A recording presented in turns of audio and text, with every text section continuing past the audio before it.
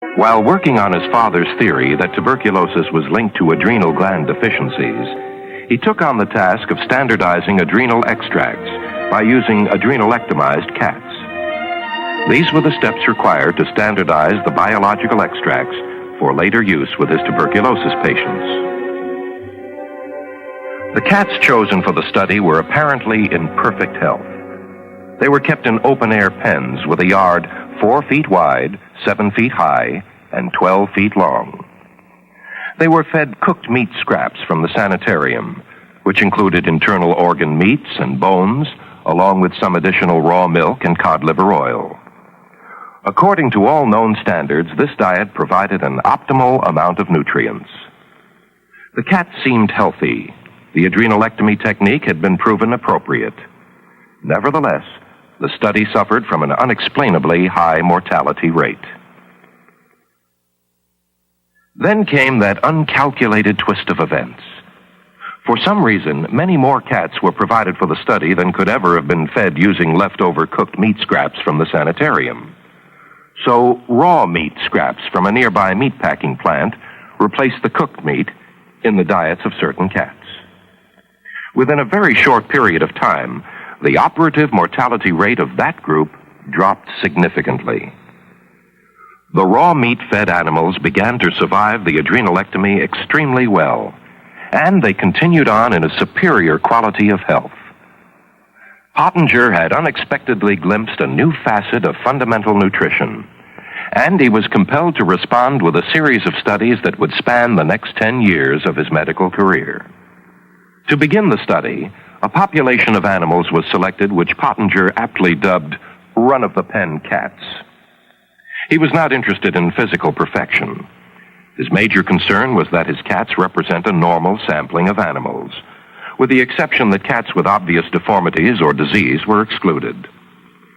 Needless to say, when people from the nearby community heard of the study, more cats were mysteriously abandoned on the Pottinger doorstep than could ever be used in the experiment. Pottinger was intrigued by what he termed heat labile factors, or put as an experimental question, he asked, does the cooking process somehow render food nutritionally deficient, causing eventual physiological degeneration? A basic diet was designed consisting of raw meat, viscera, bones, a small amount of raw milk, and cod liver oil. Each day, this basic diet accounted for 1/3 of the total dietary intake of the animals. The remaining 2/3 of the diet was the dimension of experimental manipulation. One group of cats received raw meat or cooked meat along with the basic diet. The other group of cats were given raw milk, pasteurized milk, evaporated milk, or sweetened condensed milk. Each cat's daily diet then consisted of 1/3 of the basic diet, plus 2/3 of the prepared food which was under study. And once assigned to a specific group, the animal's diet was held constant. Although there were 2 different studies, one focusing on milk and the other on meat, the results of both studies were nearly identical. Over the next 10-year period, Pottinger observed and recorded numerous physiological changes in the experimental animals and their offspring. First, you will observe the raw milk animals. They move about the pen with a great deal of agility and coordination.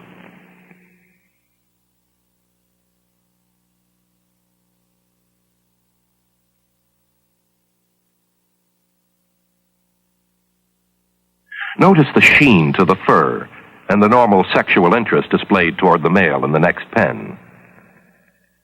As would be expected, they land on their feet when thrown in the air. The pasteurized milk-fed cats, shown here, move about the pen in a manner quite different from the raw milk cats. The cat in the foreground actually developed arthritis during the experiment. They are lethargic, much like animals in a zoo.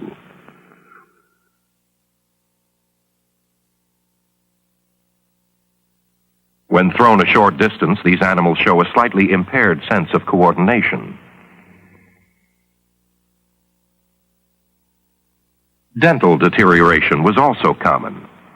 Note the abscesses above the molars, the reddish cast to the gums, and the soft gingiva.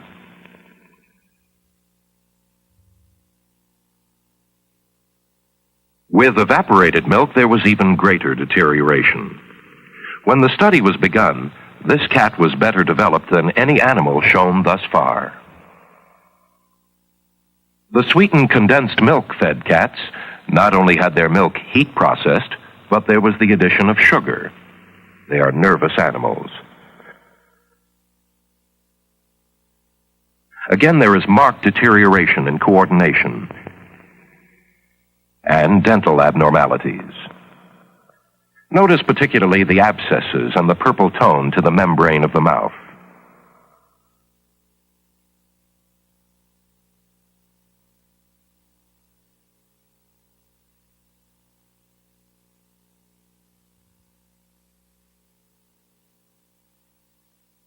For a further comparison, here is another example of normal development. Notice the firm gingiva, the normal coloring tones, the beautiful broad mouth, the full jaw with obvious power. This animal happens to be a male, but the comparison is nonetheless valid. Here is another illustrative comparison. The raw milk female gets in 20 or 30 licks for every one of the pasteurized milk female, then leaps away in disgust. These were all first-generation animals, born of theoretically healthy parents, and who themselves were healthy at the beginning of the study. Disturbing as these observations might be, the impaired balance, the lack of energy, the dental deterioration, some of the most significant findings emerged as Pottenger extended his study down to the second and third generations. Almost immediately, Pottenger noticed that animals fed the raw meat diet for 2 generations appeared larger than the same generation of cooked meat cats. At 16 weeks, this second-generation raw meat cat weighs 2,000 grams, while the second-generation cooked meat animal only comes up to 1,600 grams.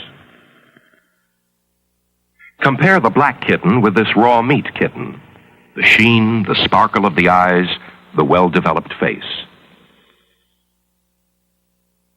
Nutritional studies often look at skeletal development as a rather vital index of dietary sufficiency.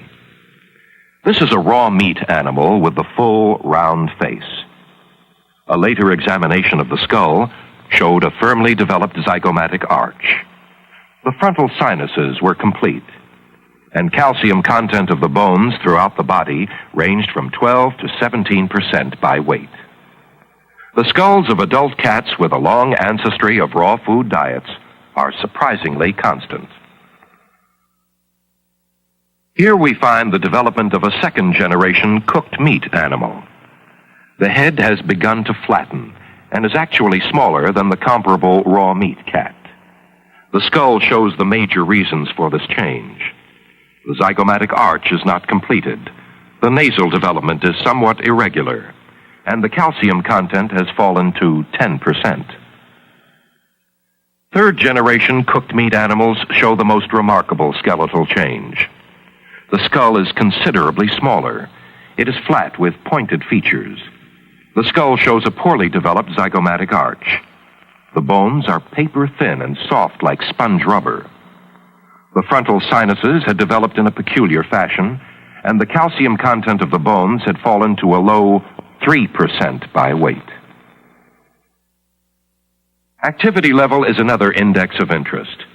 In this pen, there is an obvious difference in activity level between the raw meat animals and the cooked meat animals.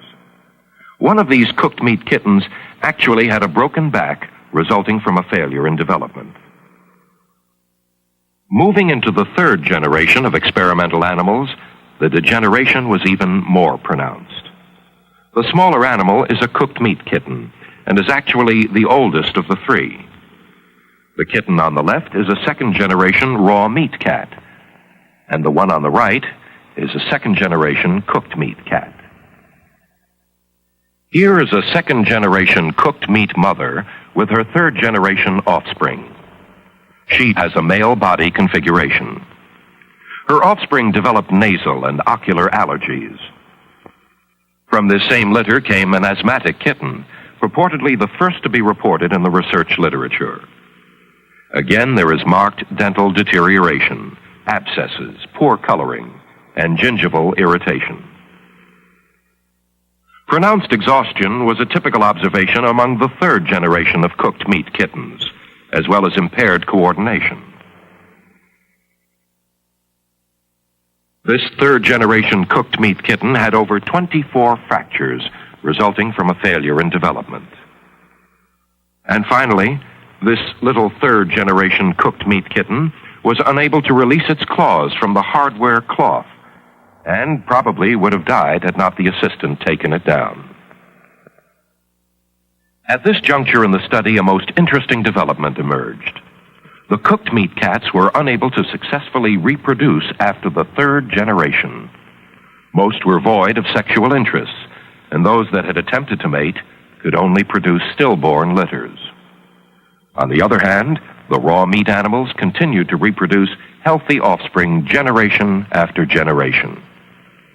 The notion that specific nutritional factors in food may be destroyed by heat processing is obviously not far-fetched. Physiological deterioration down the generations is quite graphic, and according to Pottinger, the process was found to be reversible only with great difficulty.